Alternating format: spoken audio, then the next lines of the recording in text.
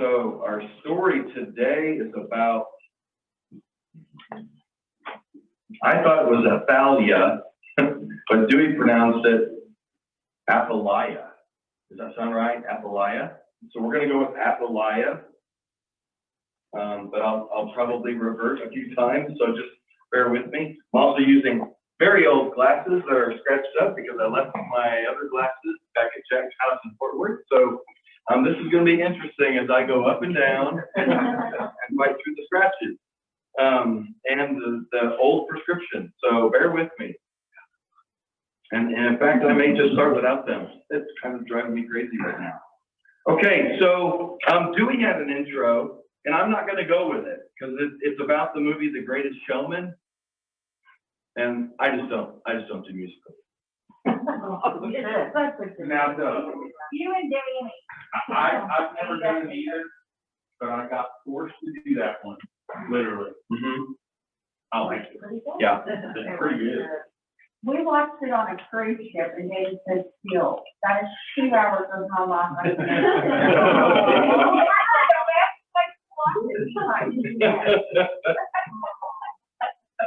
Well, all your perspective. I'll just tell you, there's a song, I guess, that one of the main characters, that the female singer in the movie, sings called "It'll Never Be Enough, Never Enough," right? And that relates to our story. But I thought of something I felt like related as well, and that is Joseph Stalin. Maybe not quite as entertaining or as upbeat, but you know, Stalin was one of these guys. You know, his mom wanted him to go into the ministry. She wanted him to, you know, to go to school to be a minister, and he did what she asked. But the whole time he was there, he fought against it. And he was reading Lenin, and he was reading Marxism, and he literally became an atheist while he was at the seminary. So that started very early, and the result of him reading Marx and following Lenin, he eventually goes from being this really poor, partially disabled guy who he ends up to make pretty high rank under Lenin's leadership. And at some point, when Lenin passes, Stalin seizes the opportunity to be the leader of Russia. And he's one of those guys that ruled with an iron fist. And he was probably suffering from some paranoia, which I think is common, it seems like, in the leadership of communism. You're always afraid that there's somebody out there who doesn't agree and that they're going to do something to derail it. And Stalin was one of those guys, if he thought for a second you weren't 100% on board, he just had to kill him. And he killed a lot of people to maintain his power all the way up to the very end. And so as you look at that, you know, there's a fairly modern day example of somebody who looks a lot like Athaliah, who is somebody who craved power. And so this is a complicated story. It goes across 2nd Chronicles and it goes across Kings. There's scripture excerpts from both. And I want to make sure we lead into the story so we have a little bit. So what we're going to do is we're going to try to spend these next 25 minutes kind of going over the story and making sure we understand the background as best we can in a short amount of time and get all these names straight. And then we'll get into a few questions, talk about applications, how does this relate to us today. Okay, so remember, we've got the 2 separate tribes going on, and we know that the promise has been given that David's reign is going to be forever because Jesus is going to come from this line of Judah. So this line is really important. And as you look through here, you'll see these different colors. And I now realize it's probably really hard for those online, but this is kind of like a purple violet color. And these down here are red. And probably online they might look the same, or if you've got some color blindness going on, they might look the same. I probably didn't choose the best. If you see somebody that's kind of in a violent color, they've got a pretty good reputation, pretty good history. Not perfect, but they're pretty good. And if you see the red, that's that's attention.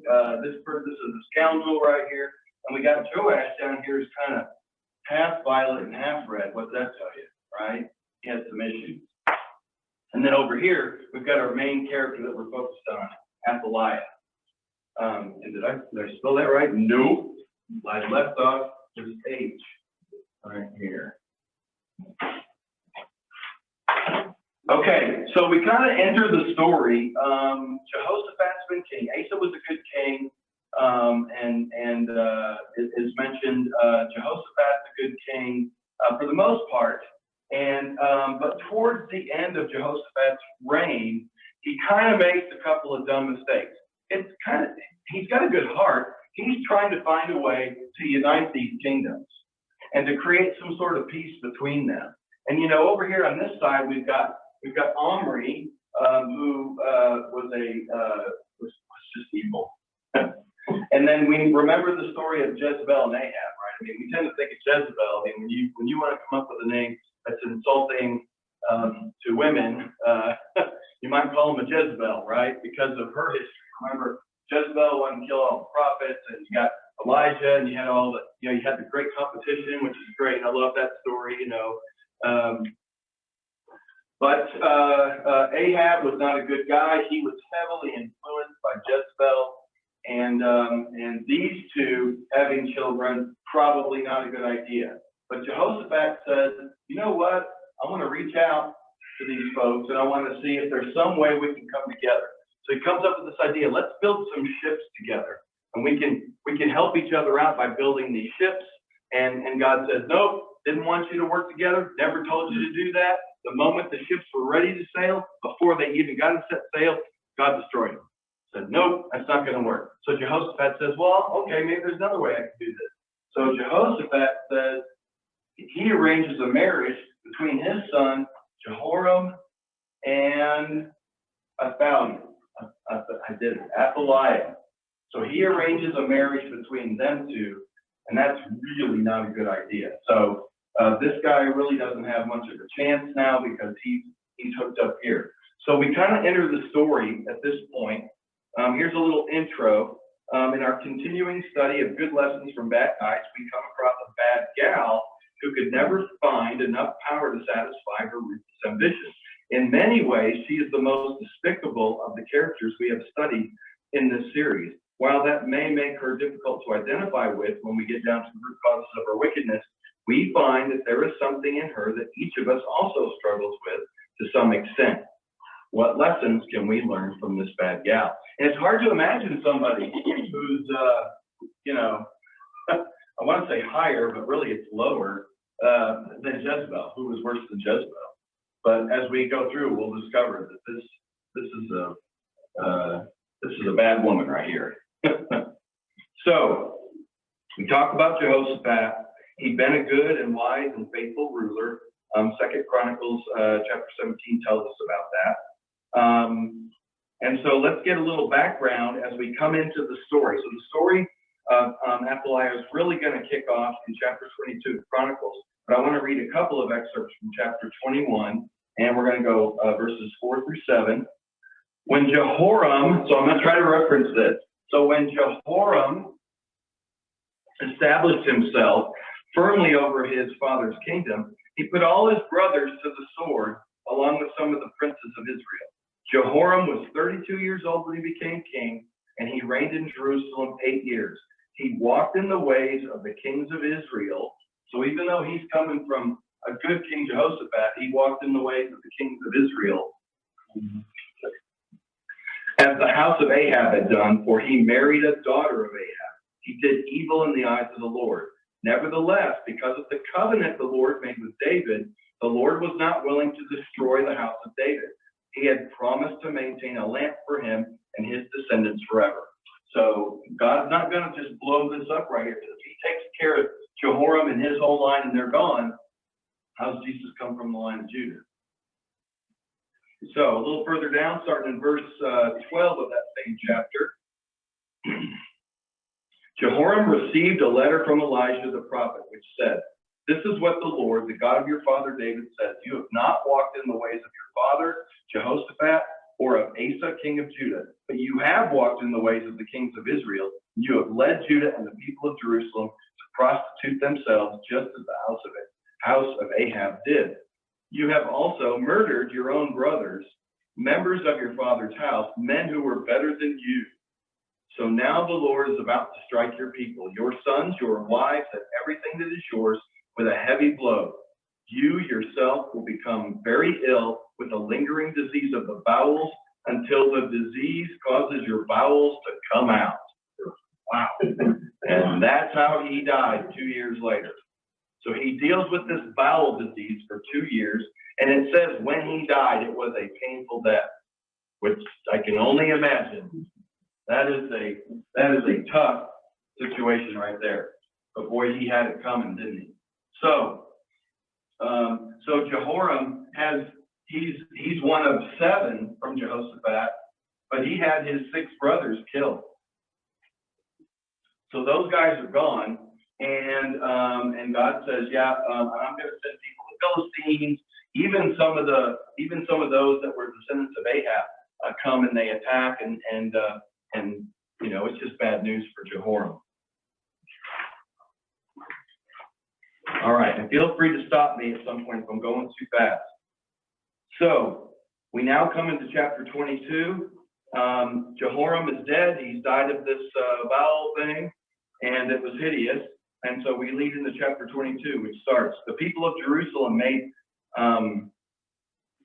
Ahaziah, Jehoram's youngest son, king in his place, since the raiders who came with the Arabs into the camp had killed all the older sons.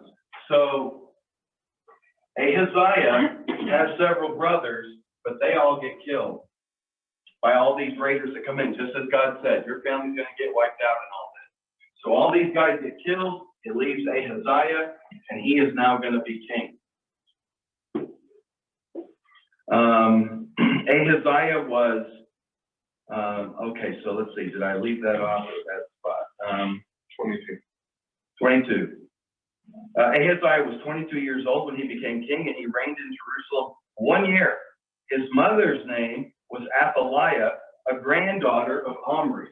So we see she's the granddaughter of Omri, most likely the daughter of Jezebel and Ahab. There is a few questions, a few scholars who think it may not be Jezebel, but nonetheless, she comes from this terrible line of Israel king. And she's much like Jezebel, so she was probably influenced by her, whether she was her true daughter or not.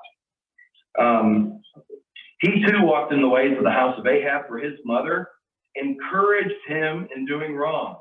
So Athaliah she influenced Jehoram, and now she's influencing her son Ahaziah. And it's not good. He also followed their counsel when he went with Joram, son of Ahab. Now, Joram is actually short for Jehoram. So these two guys have the same name, but when you go over into the Kings, they change his name. Or maybe it's in Chronicles, they change his name, and maybe that's just to help us keep it straight. Because this is tough with all these J's and all these A's, and we've got some people, here's an Ahaziah and a Ahaziah. So it's really confusing, and I can really muddy the water today if I'm really going fast. So he also followed their counsel when he went with Joram, son of Ahab, king of Israel, to war against Hazael, king of Aram, at Ramoth Gilead. The Arameans wounded Joram, so he returned to Jezreel to recover from the wounds that had inflicted on him at Ramoth in his battle. Then Ahaziah, son of Jehoram, king of Judah, went down to Jezreel to see Joram, son of Ahab, because he had been wounded. Through Ahaziah's visit to Joram, God brought about Ahaziah's downfall. When Ahaziah arrived, he went out with Joram to meet Jehu, son of Nimshi, who the Lord had anointed to destroy the house of Ahab.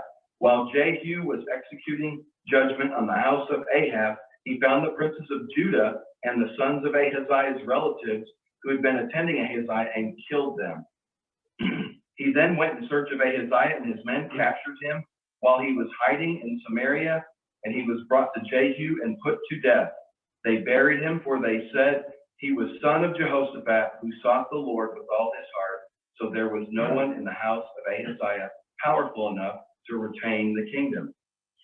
When Athaliah, the mother of Ahaziah, saw that her son was dead, she proceeded to destroy the whole royal family of the house of Judah.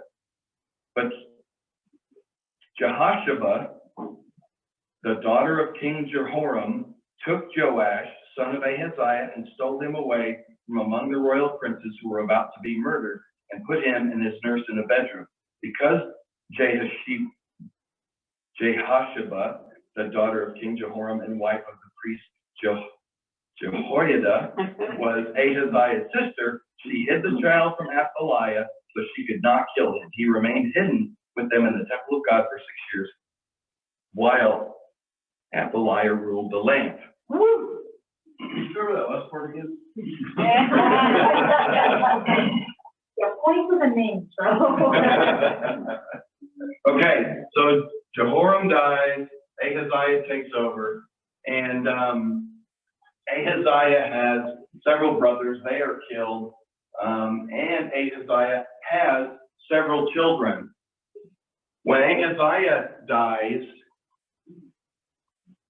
Athaliah says, okay, there's nobody else strong enough here, I'm going to take charge. And to make sure that nobody can question, she kills all the children of Ahaziah except for Joash. Who are those?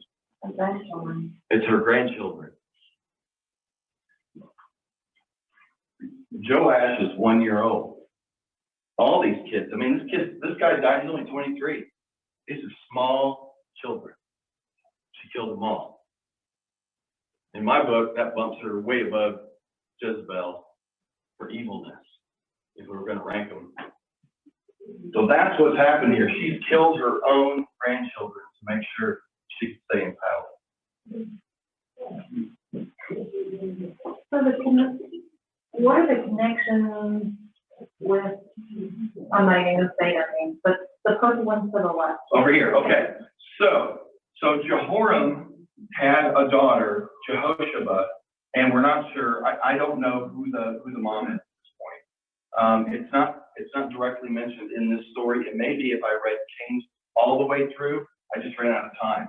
So I don't know who her mom is, but he had a daughter named Jehoshaphat. She is married to Jehoiada. Jehoiada is a priest, and Jehoiada. This is great. Not only does she see what's happening, and she takes action, she rises up. You know, you have these horrible leaders. You've got Athaliah, who's just bonkers. She is the sister of Ahaziah, and she takes what would be her nephew, Joash, and she hides him in a bedroom to protect him from being killed with all the other grandkids. Now, we're going to get into the story where Jehoiada comes into play, and well, we'll see his interaction. So let's just go right into that. So chapter 23. In the 7th year, so this is the 7th year, so this kid's 7 years old now. In the 7th year, Jehoiada, the priest, remember, showed his strength. That's important to remember. He made a covenant with the commanders of units of 100. Azariah, son of Jeraham, Ishmael, son of, Jehohanan, Azariah, son of Obed, Messiah, son of Adiah, and Elishaphat, son of Zikri. They went through the Judah. Those names are not real significant to this story. They went through Judah and gathered the Levites and the heads of the Israelite families from all the towns. When they came to Jerusalem, the whole assembly made a covenant with the king at the temple of God. Jehoiada, with the king, this is the little boy. Jehoiada said to them, the king's son shall reign, as the Lord promised concerning the descendants of David. Now this is what you are to do. A third of you, priests and Levites, that are going on duty on the Sabbath, are to keep watch at the door. A third of you at the royal palace, and a third at the fountain gate. All the other men are to be in the courtyards of the temple of the Lord. No one is to enter the temple of the Lord except the priests and Levites on duty. They may enter because they are consecrated, but all the other men are to guard what the Lord has assigned to them. The Levites are to station themselves around the king, each man with his weapons in his hand. Anyone who enters the temple must be put to death. Stay close to the king wherever he goes. So you see that? You see what's happening there now. So Jehoiada has organized this. You've got all these priests. You've got some who are going on duty, and you've got some who are coming off, and he's saying, nobody's going home. We're all doing this today. And so the priests are going to help protect this boy king, and they're going to protect all the entries into the temple, and they're going to keep watch at the palace as well. They want to make sure nobody gets to him. This priest realizes we are protecting the line of Judah, where the Messiah is going to come from, and we're going to do everything we can to protect that. So the Levites and all the men of Judah did just as Jehoiada, the priest, ordered. Each one took his men, those who were going on duty on the Sabbath and those who were going off duty. For Jehoiada, the priest, had not released any of the divisions. Then he gave the commanders of the units 100 the spears and the large and small shields that belonged to King David and that were in the temple of God. He stationed all the men, each with his weapon in his hand, around the king, near the altar and the temple, from the south side to the north side of the temple. Jehoiada and his sons brought out the king's son and put the crown on him. They presented him with a copy of the covenant and proclaimed him king. They anointed him and shouted, "Long live the king." So guess who's going to hear all this shouting? Enter Athaliah. She heard the noise of the people running and cheering the king. She went to them at the temple of the Lord. Now remember, Athaliah, let's do this real quick. Maybe I forgot this. Because of this relationship and this relationship, she is heavily connected to Baal worship. She creates, well, in her 6 years of being queen over Judah, she creates all these Baal temples and such. And she actually has the temple. She leaves the temple in disrepair. And actually, there's some who say she actually had parts of it damaged. So the temple's in disrepair. And the temple's not a place she's going to go. So that's where they hid Joash while he was a child. They hid him in the temple. And in fact, there's some writings by Josephus who says they kept him in a storeroom where they kept extra beds and chairs and things in the back of the temple. So that's where he lived until he hits the age of 7, and then this happens. Okay, so Athaliah heard the noise of the people running and cheering the king. She went to them at the temple of the Lord. She looked, and there was the king standing by his pillar at the entrance. The officers and the trumpeters were beside the king, and all the people of the land were rejoicing and blowing trumpets, and singers with musical instruments were leading the praises. Then Athaliah tore her robes and shouted, "Treason, treason." Come on, this would be a great movie, wouldn't it? I know I always say that. This would be such a great movie. Jehoiada the priest sent out the commanders of units of 100 who were in charge of the troops and said to them, "Bring her out between the ranks and put the sword to anyone who follows her." For the priest had said, "Do not put her to death at the temple of the Lord." So they seized her as she reached the entrance of the horse gate on the palace grounds, and there they put her to death. Jehoiada then made a covenant that he and the people and the king would be the Lord's people. All the people went to the temple of Baal and tore it down. They smashed the altars and idols and killed Matan, the priest of Baal, in front of the altars. Then Jehoiada placed the oversight of the temple of the Lord in the hands of the priests, who were Levites, to whom David had made assignments in the temple to present the burnt offerings of the Lord as written in the law of Moses, with rejoicing and singing as David had ordered. He also stationed doorkeepers at the gates of the Lord's temple so that no one who was in any way unclean might enter. He took with him the commanders of the 100, the nobles, the rulers of the people, and all the people of the land, and brought the king down from the temple of the Lord. Then he went into the palace through the upper gate and seated the king on the royal throne. And all the people of the land rejoiced, and the city was quiet because Athaliah had been slain with the sword. What a story! It's incredible. So now you've got this child king sitting on the throne. Anything jump out to you? That's a lot of scripture we've gone through quickly.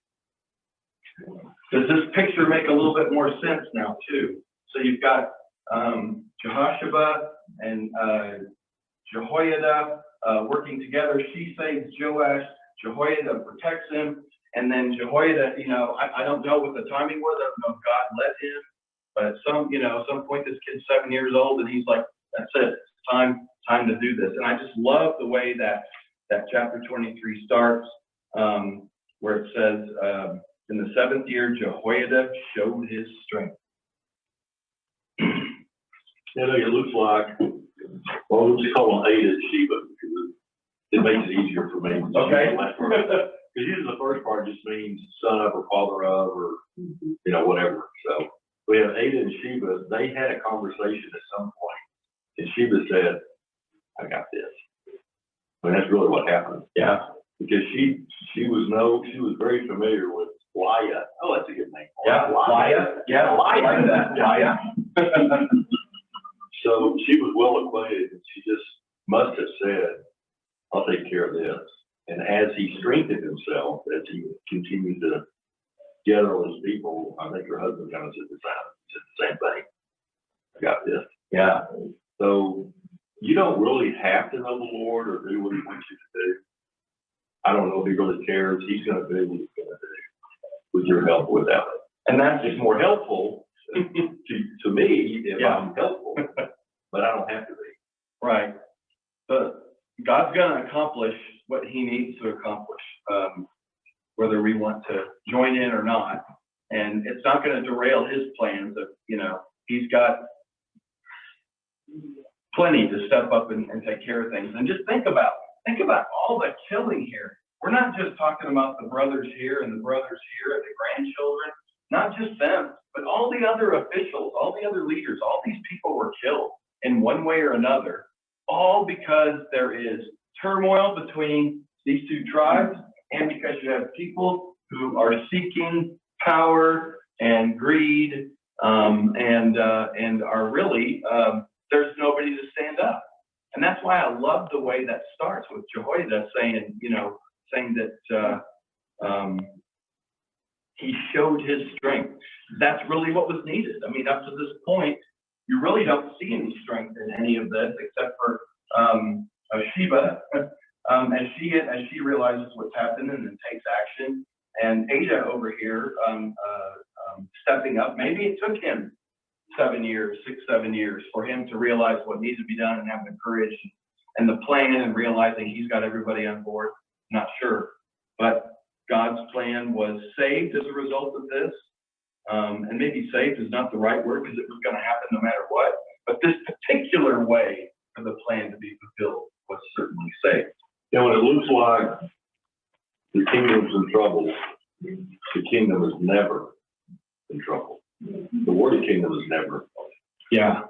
And it's what I always have to look to. It was a NCAA D1 women's coach who got fired. So she called a friend of hers who she counseled with. They're both believers. She called him, and she had been inappropriately fired probably, but nevertheless her job was gone. So she called to talk to him, and he asked her the question that they always ask each other when they lamented with each other. And he said, "Is the kingdom in trouble?" And she said, "Never." He said, "Then it's going to be okay." Yeah. And I think that may be the theme of the story here. I mean, the kingdom, it looks like it was in trouble, but It was certainly in turmoil. It was in And there were turmoil. people suffering, for So sure. whenever God's people got together, because all those people were still believers, they tore down all the temples, all the Baal, so they were still believers. So when they got together, that's a good thing. Yeah. Great And things happen. and I love the stressing that Jehoiada, you know, he brings that covenant and then establishes essentially a new covenant saying, we're going to go back to the way David was doing things. We're going to do this right. We're going to take down all these Baal temples and all this idol worship. We're going to get rid of that. We're going to make sure that the temple is run the way it's supposed to be, that only the right people are going in, that the priests are Levites, and that they're doing their jobs. We're going to restore all this stuff. And I know that's extremely pleasing to God. So not only are you keeping the line going, but you've restored that covenant between God and his people, his chosen. And so that's incredibly important. One thing that stands out is this child. He's extremely well taught, but he's also got a spirit of believing. He's saved, hidden. Oh, He's yeah. a child, but he's saved, hidden. Yeah. How do you keep a kid that old, quiet and hidden like that? That's not an easy task, is But it? maybe why they said it's time.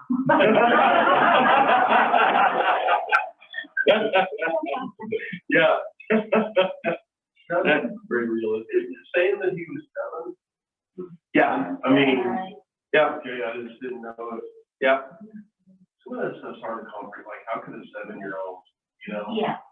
I mean, Okay, well, it's not formally part of this particular study because we are focused on Athaliah, but I did this. I did the half coloring of each with Joash because what happens is that Jehoiada, the priest, essentially guides and leads Joash. And as long as Jehoiada is alive, and this guy lived to be like 130 or 137, something like that, he lived a long time. As long as he's alive, Joash is a great leader. Hears God, keeps his commandments, and does things the right way. Great influence on Joash. But the moment Ada dies, Joash starts heading down a road that he's influenced by this side again, and he starts taking the kingdom in the wrong direction. So it's amazing. He doesn't have that good influence. And so you see these positive influences that helped him so much.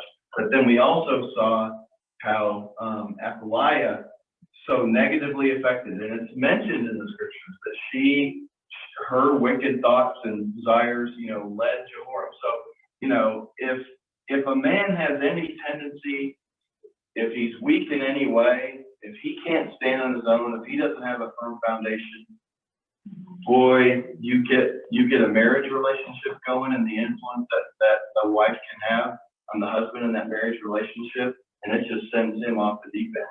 And this guy's horrible.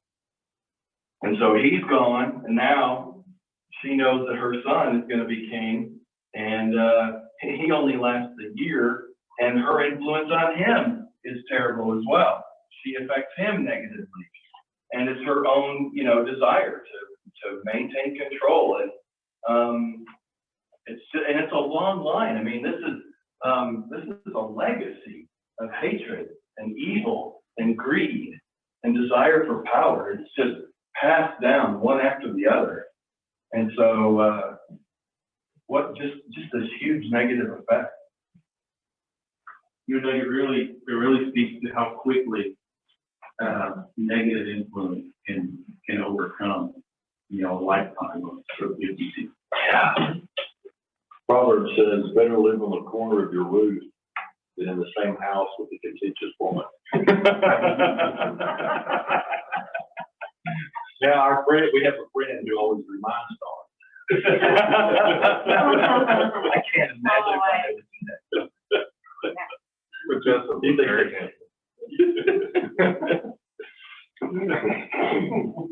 Now, my comment was, corruption of any kind. Mine was directed at. Are you saying Randy's other thing? I didn't start that deal. I just picked it up. So let's look at quickly here. We've got about another 10, 12 minutes. So Athaliah, she's got a ton of ambition. So much ambition that she's gonna try to influence others. She'll kill people, her own family members, her own grandchildren. Her ambition is through the roof. Would you say that ambition is wrong?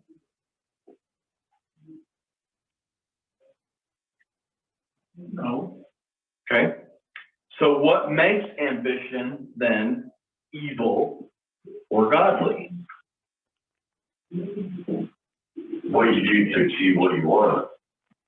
That's what makes it one or the other. Yeah, so how you do it, and probably what you want, if it's not aligned with God. And who's fallen in my life? Tying it back to Dale's lesson this morning. I mean, where does it fit in your priority thing? How does that guide your priority? Yeah, that priorities lesson really fits in here well. Her priorities were 100% selfish. And, so Scripture is full of great men and women of faith who were full of ambition. Paul himself said, I make it my ambition to preach the gospel. And the Scripture calls selfish ambition wrong by saying, In Philippians chapter 2, do nothing out of selfish ambition or vain conceit. Rather, in humility, value others better than yourselves. Well, we've said that verse a number of times in here over the last few months. In James chapter 3, it says, if you harbor bitter envy and selfish ambition in your hearts, so not boast about it or deny the truth. Never confuse what is socially acceptable with what is right. Because don't you know, as in the example of Stalin, what did Stalin have around him 24 hours a day? Yes, ma'am. People say, oh, this is great. Yeah, yep, we'll carry out your orders. We'll do this. Yep, well, that's a good idea. Yep, supporting him all along the way. Because if he thought for any fraction of a second that you weren't 100% in, you're gone. You're executed. You're just taken out. And I'm guessing that's probably what we had here too.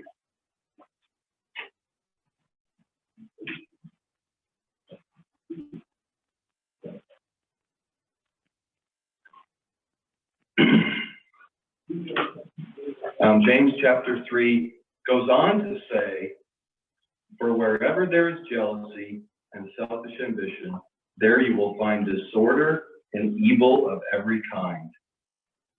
Athaliah suffered the same horrible fate she had inflicted on so many in her ambitious quest for power.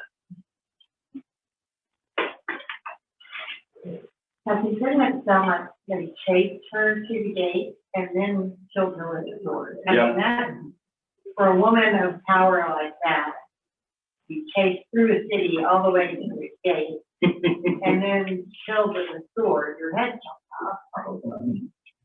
That's pretty, I mean, it's a real, not humbling, I don't guess for her, but very. It's probably humiliating. Yeah.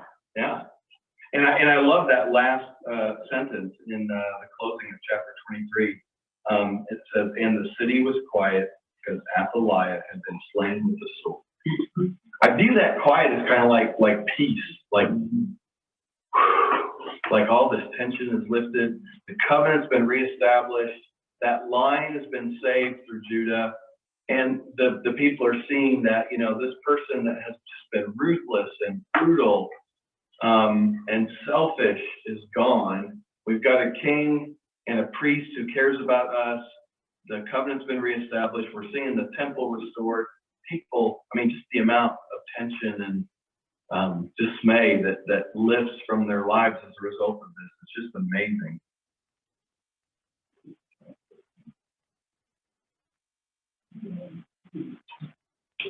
Any other thoughts?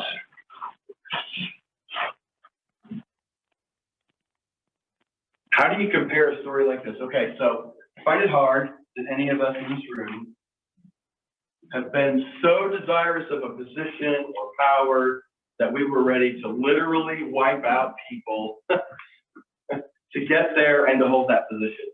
So maybe it's not as easy to compare on first glance. So how do we boil this down? How do we get it to something that we can digest and make sense of, that can give us some guidance?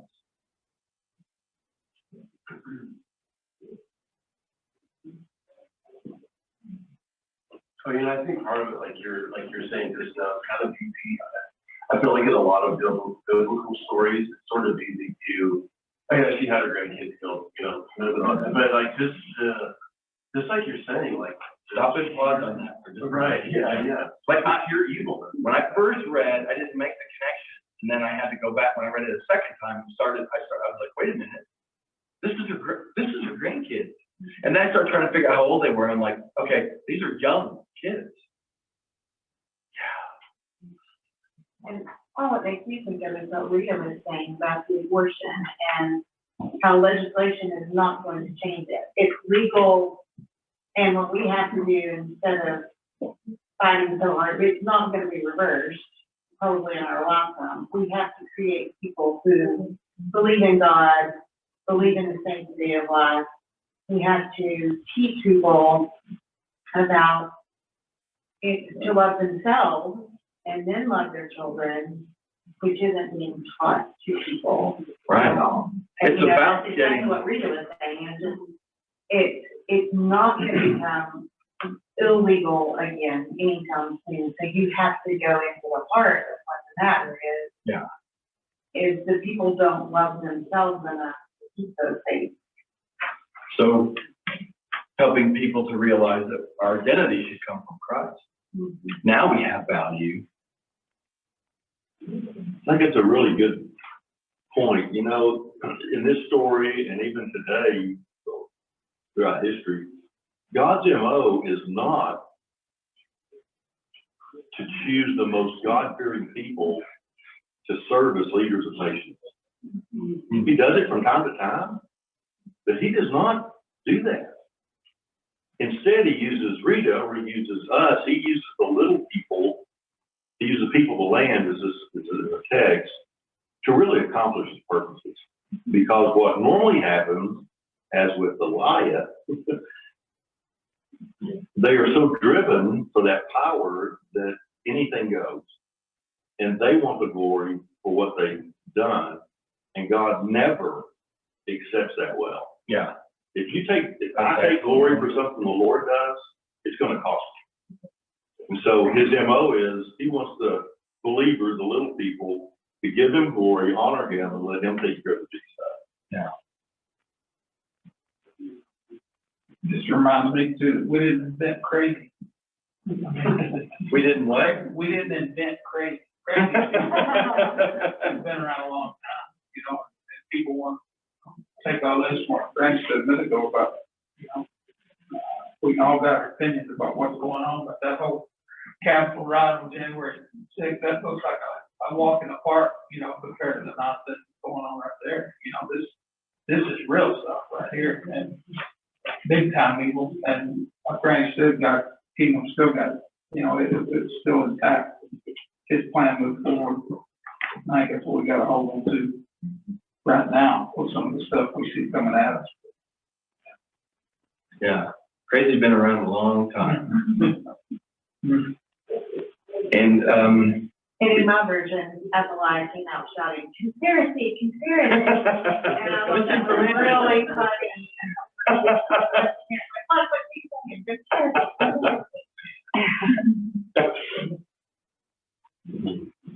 So, as I said before, it's easy to dismiss Athaliah. None of us comes close to the ruthless, bloodthirsty ambition that characterized her life. But what if I consider like her take charge at all costs personality? This particular scholar says, I have to admit that an uneasy shiver of understanding ripples across my soul. How many social situations have I dominated by insisting on having the last word? That's uncomfortable here. In how many business meetings have I ended up calling the shots or making sure things were done right, which means to my specification? How many family dinners have ended on a not so sweet note because I copped a my way or the highway attitude? In my ambition, do I value others above myself? Or is it something that I expect others to do, but not me so much? I mean, whoever got ahead in this life of promoting others ahead of themselves?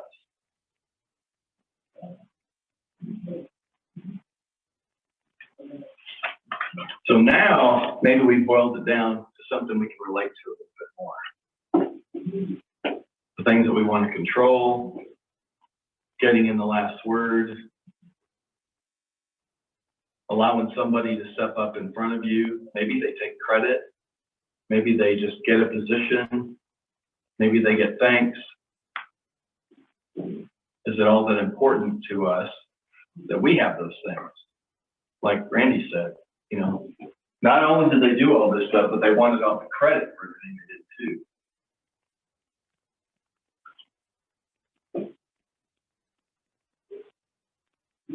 And then, you know, there's always something in these lessons about how we can raise our children.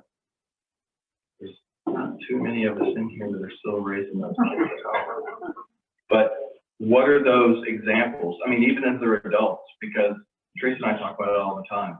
What can I do to model better behavior, better examples for my kids as adults even?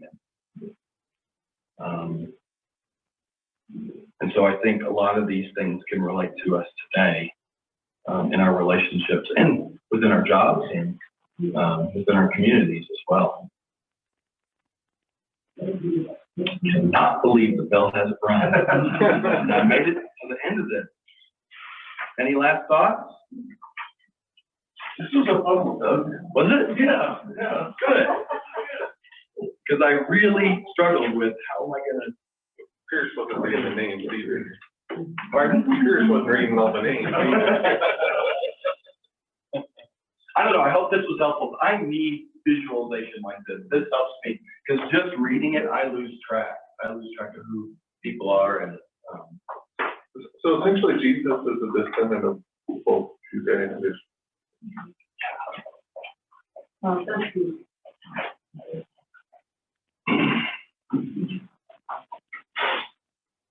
yeah, it's pretty interesting.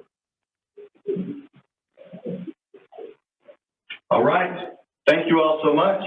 Thank you for all of those online. Appreciate y'all being here.